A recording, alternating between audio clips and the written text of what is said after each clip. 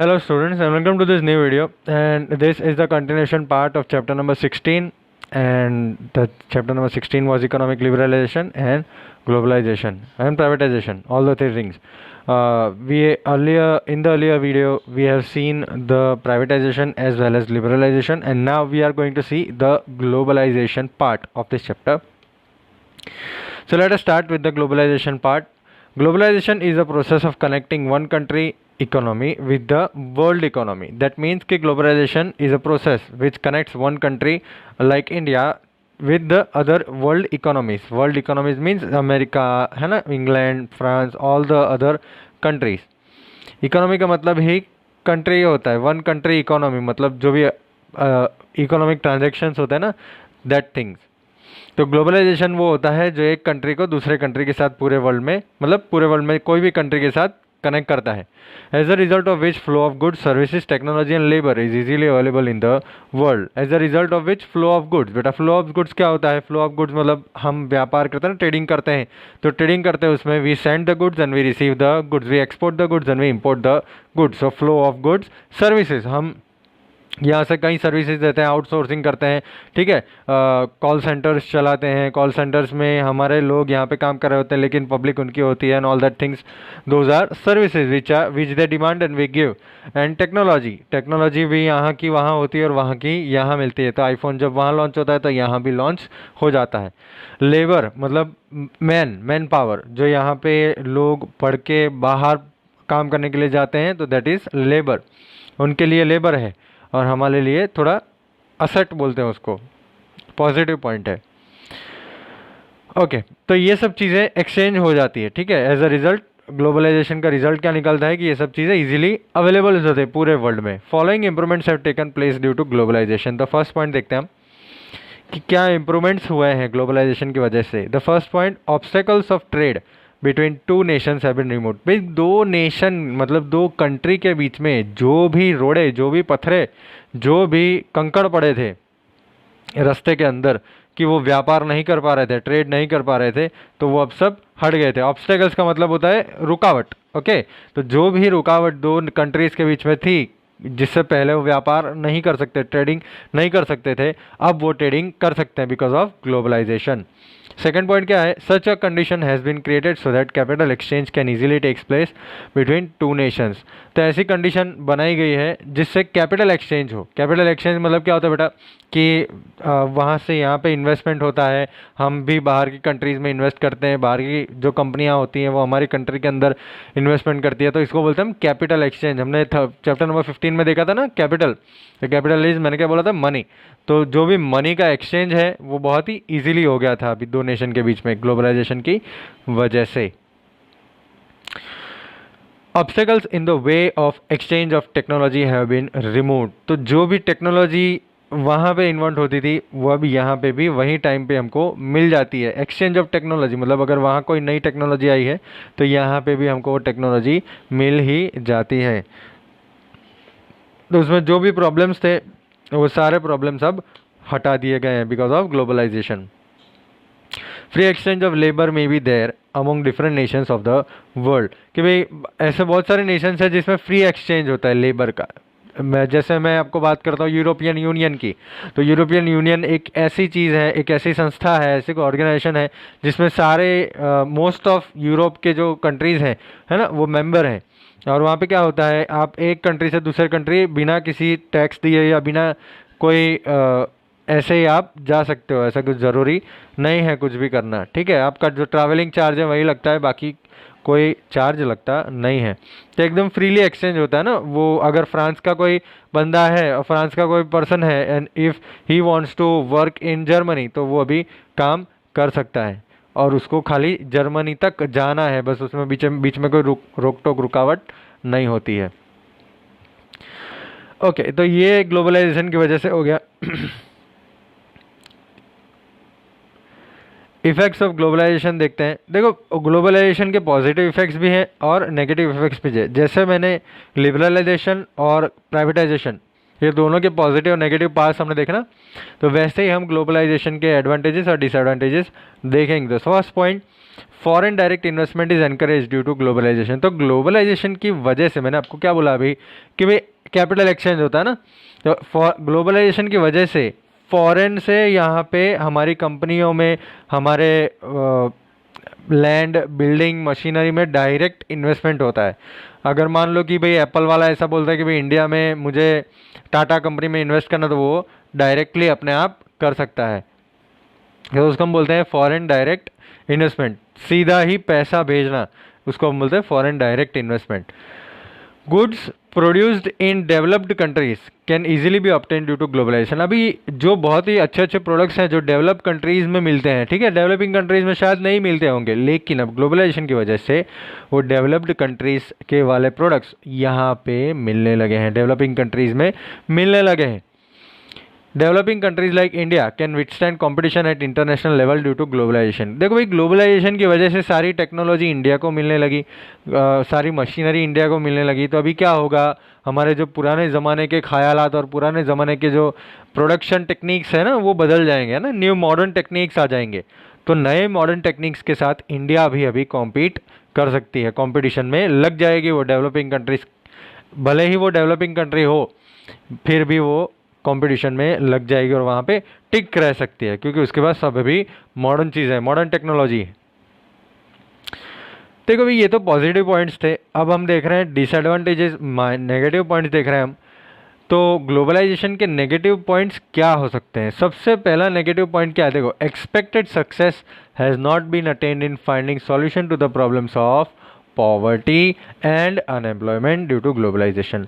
तो ग्लोबलाइजेशन की वजह से एक कंट्री को पूरे वर्ल्ड की इकोनॉमी के साथ ज्वाइन करने से पॉवर्टी और अनएम्प्लॉयमेंट में सॉल्यूशन आया नहीं है। वो दोनों चीज़ों में कोई सॉल्यूशन आया नहीं है, नहीं पॉवर्टी में आया है, ना ही अनएम्प्लॉयमेंट में कोई सॉल्यूशन आया है, ठीक है। और जितना सक्सेस हमको चाहिए था कि भाई हम डेवलपिंग है, ये ग्लोबलाइजेशन लागू करेंगे तो ज़्यादा फ़ायदा होगा, ज़्यादा अच्छा डेवलपमेंट होगा, तो उसमें क्या हुआ, जो भी सक्सेस हमको चाहिए था, जो हम इच्छा रख रहे थे ना कि ये सक्सेस, इतना सक्सेस होना चाहिए, इतनी पॉवर्टी कम होनी चाहिए, इतना अनएम्प्लॉयमेंट थोड़ा कम होना चाहिए, वो सक्सेस हमको मिला नहीं। तो expected success has not been attend in finding solution to the problems of poverty and unemployment due to globalisation. तो सेकंड पॉइंट देखते हैं हम, developing countries have not acquired proper benefits of increase in exports which they should have acquired. इसका मतलब क्या हो बेटा कि एक्सपोर्ट्स का इंक्रीज तो हुआ, लेकिन प्रॉपर बेनिफिट उनके नहीं ले पाए डेवलपिंग कंट्रीज। जैसे इंडिया जो है वो एक्सपोर्ट तो कर रहे हैं, लेकिन क्या कर रहे हैं बेटा? मैंने आपको चैप्टर नंबर 15 में बोला था ना, डेवलपिंग कंट्री क्या एक्सपोर्ट करती है ज़्यादा? एग्रीकल्चर। तो एग्रीकल्चरल एक्सपोर्ट्स के अंदर उसको ज़्यादा बेनिफिट नहीं मिलता है। दैट इज़ ऑब्वियस, सारे लोग एग्रीकल्चरल एक्सपोर्ट्स करते ही हैं, सबके पास एग्रीकल्चर होता ही है। तो उसमें जो भी फ़ायदा उठाना चाहिए था वो फ़ायदा नहीं उठा पाए डेवलपिंग कंट्रीज़। तो developing countries have not acquired proper benefits, फ़ायदे of increase in exports. Export जो बढ़े उसका प्रॉपर बेनिफिट उनको मिला नहीं जो उनको लेना चाहिए था, विच दे शुड हैव एक्वायर्ड। तो हम बात करते हैं थर्ड पॉइंट की। अभी large scale industries have acquired more benefit while small scale industries have obtain less benefit. देखो भाई, ये क्या है, मैं आपको एक एग्जांपल देके समझाता हूँ मैं कि भाई मान लो कि ग्लोबलाइजेशन हुआ, ठीक है। दो कंपनियों का नाम बोलता हूँ मैं। एक मान लो सत्यनारायण गृह उद्योग, तो वो क्या होता है, वो लोकल है ना, ठीक है, एक ही एरिया में होता है सत्यनारायण गृह उद्योग, बिजनेस है ना, वो भी बिजनेस है। दूसरा एग्जांपल मैं देता हूँ आपको, मान लो कि भाई टाटा, चलो टाटा आपको पता ही है, तो मान लो टाटा। तो अभी ग्लोबलाइजेशन होने से किसको ज़्यादा फ़ायदा हुआ, क्या लगता है आपको? अगर अपनी इकोनॉमी, अपना जो इंडिया है वो वर्ल्ड के लिए खुल जाए और वर्ल्ड जो है वो इंडिया के लिए खुल जाए, तो कौन आगे बढ़ पाएगा? सत्यनारायण गृह उद्योग बढ़ पाएगा या फिर टाटा बढ़ पाएगा? तो ऑब्वियसली आंसर क्या होगा बेटा? टाटा ही बढ़ पाएगा, क्योंकि टाटा की ताकत है उतनी, है ना। सत्यनारायण गृह उद्योग तो दुकान लेके बैठा है, उसको क्या लेने देना वर्ल्ड इकोनॉमी खुलती है नहीं खुलती है ना। उसको तो चने ममरे बेचने हैं, उसको सब कुछ क्या बोलते हैं उसको, चवड़ा बोना बेचना है, उसको कोई फर्क पड़ता नहीं है। तो large scale industries have acquired more benefit while small scale industries have obtained less benefit. तो लार्ज स्केल इंडस्ट्री, जो बहुत बड़ी बड़ी इंडस्ट्रीज होती है ना, उसको ये बेनिफिट हुआ, उसको ये बेनिफिट मिला ये चीज़ का, स्मॉल स्केल इंडस्ट्रीज को इतना बेनिफिट नहीं मिला। ठीक है, तो चलो भाई आगे हम बात करते हैं। ये देखो, ये था ग्लोबलाइजेशन। फिर से मैं एक बार बता दूं कि ग्लोबलाइजेशन क्या है आपको, तो एक बार रिपीट हो जाए। तो globalisation process of connecting one country economy with the world economy, जिससे गुड्स, सर्विसेज, टेक्नोलॉजी और लेबर पूरे वर्ल्ड में अवेलेबल हो जाए। हमने देखे उसके एडवांटेजेस और डिसएडवांटेजेस। और हम बात करते हैं वर्ल्ड ट्रेड ऑर्गेनाइजेशन की। बेटा ये WTO क्या होता है, वर्ल्ड ट्रेड ऑर्गेनाइजेशन क्या होता है, तो वो हम देखेंगे, क्यों बनाया गया है, क्या होता है, सब देखते हैं। World Trade Organization was established on 1 January 1995, 1 January 1995 by the member nations of United Nations. तो यूनाइटेड नेशंस में जितने भी लोग हैं, जितने भी मेंबर्स थे, ठीक है, उतने मेंबर नेशंस ने जॉइंट मिल के वर्ल्ड ट्रेड ऑर्गेनाइजेशन की स्थापना करी है 1995 में 1 जनवरी। उसका जो हेडक्वार्टर है ना, मेन उसका जो है हेडक्वार्टर, वो है स्विट्ज़रलैंड में, जेनेवा। जेनेवा उसके सिटी का नाम है, जेनेवा, स्विट्ज़रलैंड। ओके, उसके ऑब्जेक्टिव्स क्या है उसको हम देखते हैं कि भाई ऑब्जेक्टिव्स उसके क्या है, उसका काम क्या है, वो हम देखते हैं। देखो फर्स्ट पॉइंट ऑब्जेक्टिव्स में क्या है, to remove obstacles influencing global trading. तो सबसे पहला पॉइंट है कि भाई जो भी व्यापार हम करते हैं ना, जो भी ग्लोबली हम ट्रेडिंग करते हैं, ठीक है, उसमें जो भी प्रॉब्लम आते हैं वो सब सॉल्व करना, और जो भी बीच में रुकावटें आती हैं उसको हटाना, वो WTO का काम है, इसलिए तो उसका नाम वर्ल्ड ट्रेड ऑर्गेनाइजेशन है ना। तो फर्स्ट पॉइंट क्या है भाई, कि ट्रेडिंग जो भी होता है पूरे वर्ल्ड में, उसमें जो भी रुकावटें आती हैं तो वो रुकावटों को हटाना, वो उसका काम है। सेकंड पॉइंट है कि भाई to remove protection policy given to industries of country for foreign trade. तो देखो फॉरेन ट्रेड, अगर मैं इंडिया की बात करता हूँ, ठीक है, तो इंडिया मान लो कि भाई थोड़े कुछ गुड्स जो हैं वो बाहर भेज रही है, लेकिन उतना बाहर नहीं भेज रही है, ऐसा मानती है कि भाई हमको हमारे देश में ही ये चीज़ यूज़ करनी चाहिए। मान लो कि भाई अमेरिका है, ठीक है, अमेरिका जो है वो क्या कर रही है, अमेरिका यहाँ पे आईफोन डाल रही है, कंटेनर कंटेनर भर के यहाँ पे आईफोन आ रहे हैं, ठीक है। इंडिया वाले सोच रहे हैं कि आईफोन आ रहे हैं, आईफोन सब खरीदेंगे, हमारे फ़ोन कोई नहीं खरीदेगा, इंडियन कंपनीज को टिकाना भी ज़रूरी है ना। इंडिया वाले इंडियन कंपनीज को सबसे पहले प्रेफरेंस देंगे, ना ही एप्पल को देंगे। तो इंडियन कंपनीज को टिकाना ज़रूरी है, हमारी खुद की कंपनीज, हमारी इकोनॉमी को टिकाना ज़रूरी है। तो वो क्या करेंगे, वो प्रोटेक्शन पॉलिसी लागू करेंगे कि भाई आप महीने में इतने ही कंटेनर आईफोन ला सकते हो, या साल में इतने ही कंटेनर एक्सपोर्ट इंपोर्ट होने चाहिए, या साल में इतने ही लाख फ़ोन यहाँ पे आने चाहिए।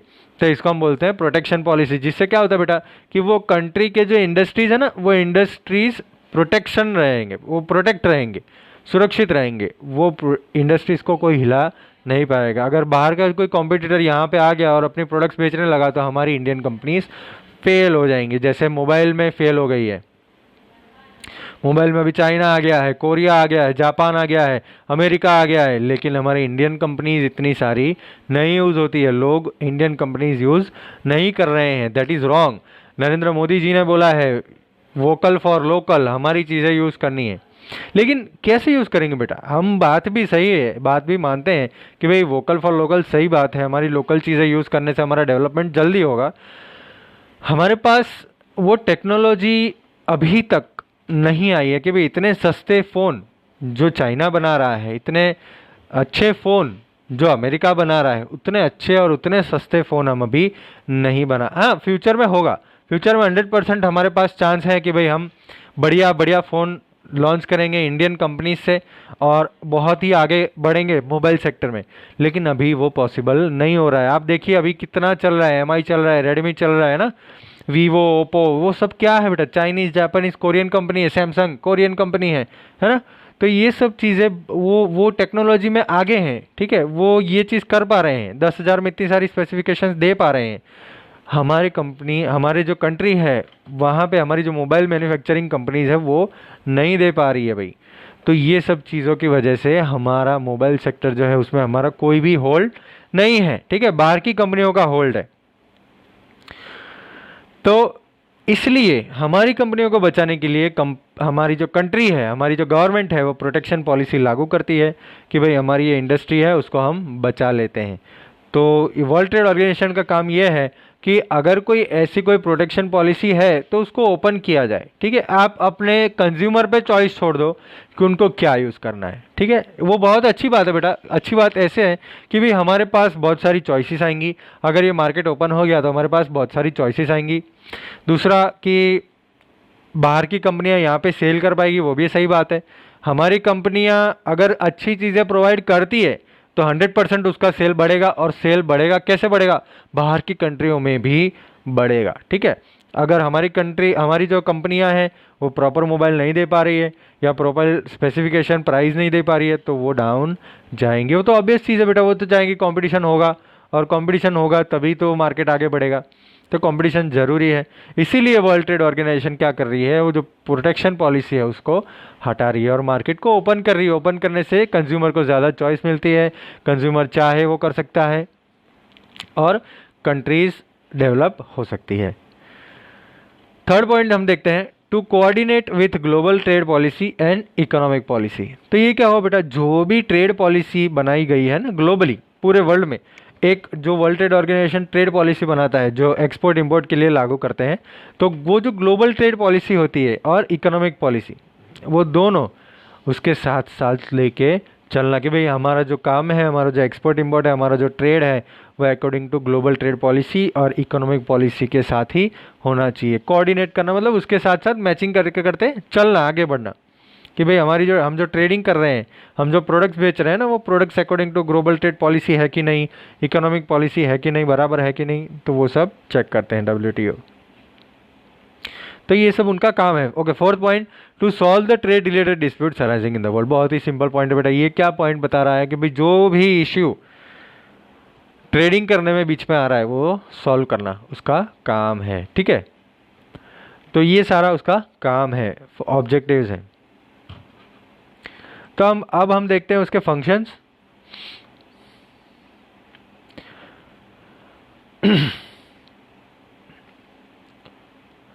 ओके, फंक्शंस मतलब वो एडमिनिस्ट्रेशन क्या करेगी, to set up required structure for implementation of agreement related to multinational trade and agreement related to it.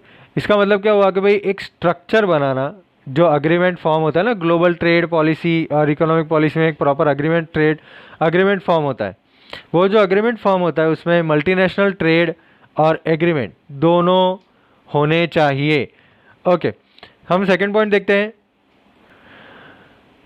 Okay, एक बार फिर से फर्स्ट पॉइंट देखते हैं, to set up a required structure for implementation of agreement related to multinational trade and agreement related. बेटा देखो, अगर नहीं पता चला तो मैं एक बार फिर से बता देता हूँ कि भाई देखो, जो भी ट्रेडिंग होता है ना, जो भी व्यापार होता है, वो व्यापार अकॉर्डिंग टू कोई पॉलिसी होता है कि भाई अच्छा ये अग्रीमेंट है और इतना अग्रीमेंट हमने किया है कि भाई आप पहले माल भेजोगे फिर हम पैसे भेजेंगे, तो ये सब चीज़ें एग्रीमेंट में लिखी होती है, ठीक है।